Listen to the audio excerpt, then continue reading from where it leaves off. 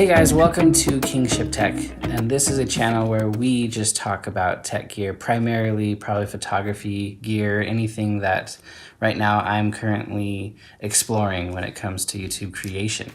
And this is going to be an amateur's reviews. I'm hesitant to say reviews because it's more like my thoughts and how valuable they are for me, and maybe they will be valuable for you.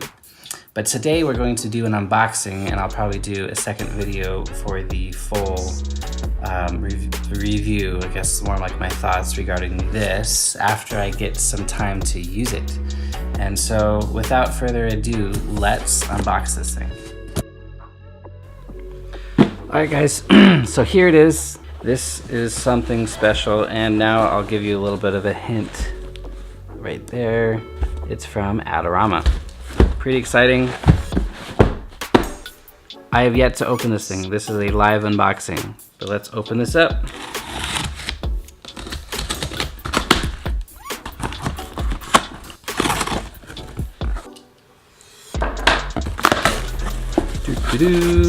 All right, pretty simple.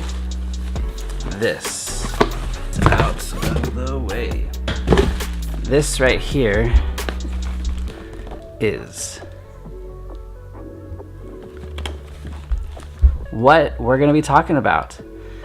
I'm really stoked to be talking to and getting my hands on this, and I want to be very clear that nobody is sponsoring this video.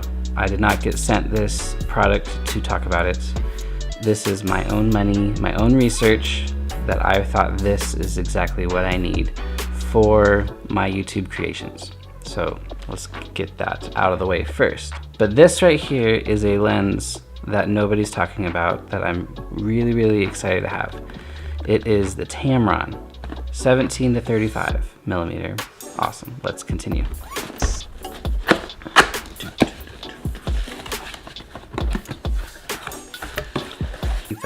I'll remember that.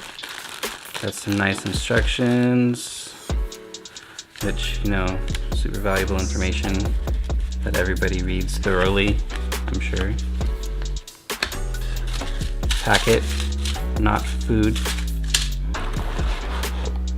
Dun da da. Alright, let's pull it out. Put that aside.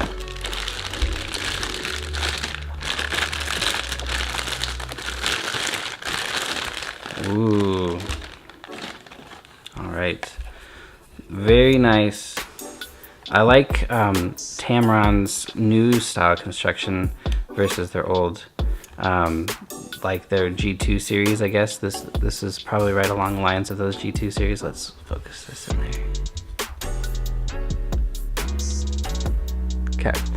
So this is, I would assume, probably part of that new series. Brand new to, I guess, last year it came out, but again, not a lot of people are talking about it, and this is kind of a really fun focal length, hard to find in full frame, and especially for this price range. But the construction feels good, and the focus ring is very, very smooth. There's not a lot of resistance to it, which I might, might be a con for some people. Some people like to have a really nice focus ring, smooth, and maybe a little bit of resistance, so they don't accidentally, if they're using manual focus, they don't accidentally bump it out of focus. Right there, focus, autofocus buttons. This is the Canon EF mount system, all electronic. Let's look at the front.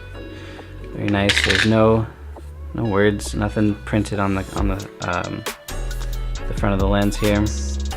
So this is 17 to 35, f2.8 to f4, variable aperture DI OSD. DI essentially for Tamron's naming system is full frame, and I think DI2 would be for their APS-C cameras.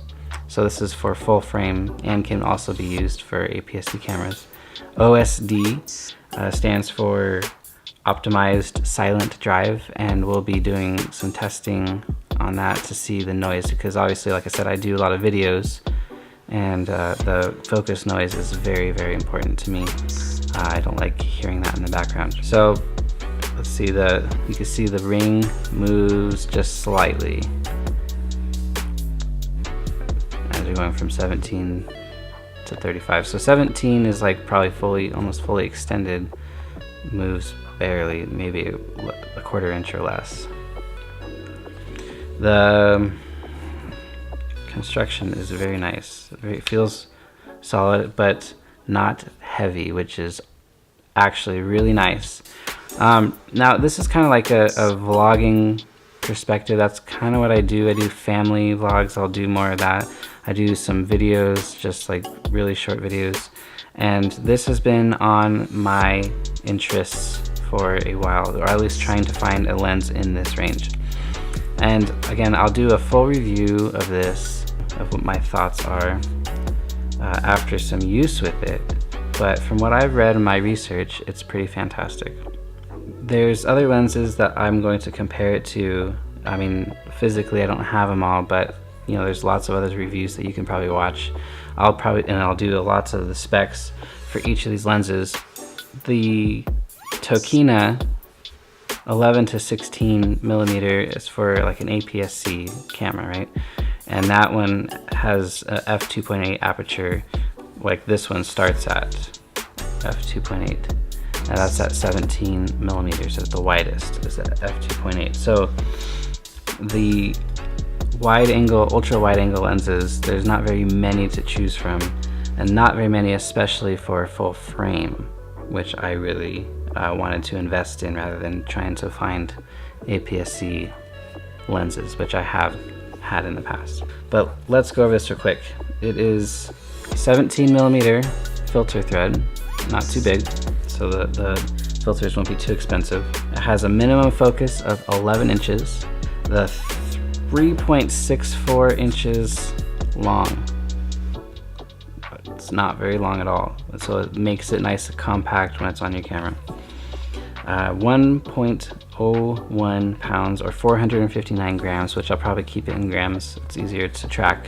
The optical performance, from what I've read, which we'll find out, is incredible, at least for the price range that this is in. This lens totals $600.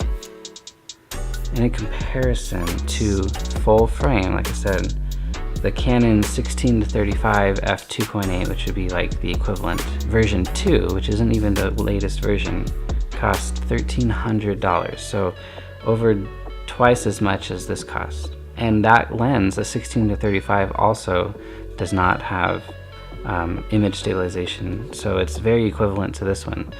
And that was probably one of the things that is not my favorite. I really would have liked to have image stabilization, but considering what this does and like the focal length, and I think I could live without it. And I have a gimbal that I can use when I need ultra smooth shots anyways, but we're going to test that as well for the image stabilization, or lack of, to see how it looks on camera.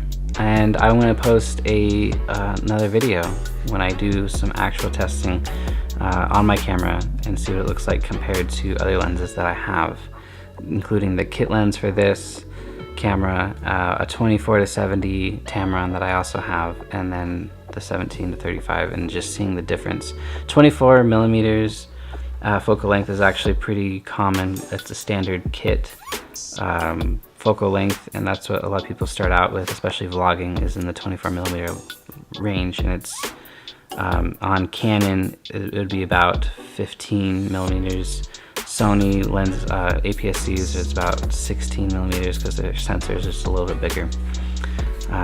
So this will be interesting to see full frame 17, which is ultra wide. It would be like a 10 millimeter equivalent on APS-C.